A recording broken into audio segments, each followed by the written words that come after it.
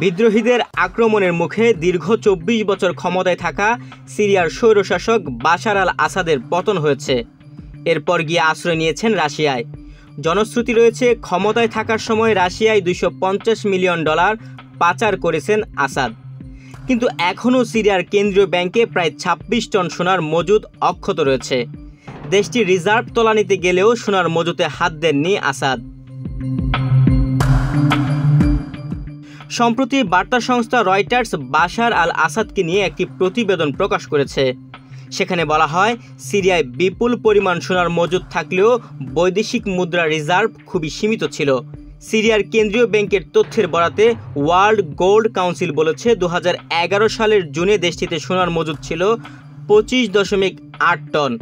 রয়টার্সের হিসেব মতে অর্থের অঙ্কে এটি $2.2 বিলিয়ন সমান। আন্তর্জাতিক মুদ্রা তহবিল IMF বলেছে, সিরিয়ায় গৃহযুদ্ধ শুরুর বছর অর্থাৎ 2011 সালের শেষ নাগাদ সার্বিকভাবে বৈদেশিক মুদ্রা রিজার্ভ ছিল $14 বিলিয়ন। এর আগের বছর 2010 সালে IMF এর পরিসংখ্যান অনুযায়ী সে দেশে বৈদেশিক মুদ্রা রিজার্ভ ছিল আনুমানিক $18.5 বিলিয়ন। সিরিয়ার বর্তমান ও সাবেক কয়েকজন কর্মকর্তা বলেছেন, দেশটির ডলার রিজার্ভ প্রায় শূন্য হয়ে আসার পেছনের কারণ হলো আসাদ সরকার খাদ্য, জ্বালানি ও যুদ্ধ তৎপরতায় এখান থেকে বেহিসাবি খরচ করেছে। কেন্দ্রীয় ব্যাংকের রিজার্ভ সম্পর্কে সিরিয়ার বিদ্রোহী যোদ্ধাদের নেতৃত্বাধীন নতুন ক্ষমতাসীন প্রশাসনের সঙ্গে যোগাযোগ করা হয়, তবে এ বিষয়ে তারা কোনো মন্তব্য করেননি।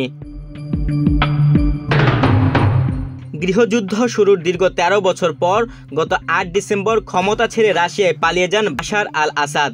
অস্থির পরিস্থিতির মধ্যে কিছু দুষ্কৃতিকারী সিরিয়ার কেন্দ্রীয় ব্যাংকে হানা দিয়ে সিরীয় পাউন্ড হাতিয়ে নেয়, তবে তারা ব্যাংকের প্রধান ভোল্ট ভাঙতে পারেননি। ফলে সোনার মজুদ অক্ষত থেকে যায়।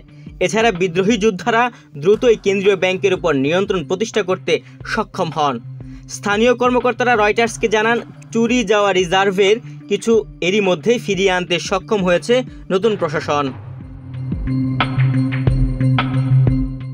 তুহিন ভুইয়া, বাংলাদেশ প্রতিদিন।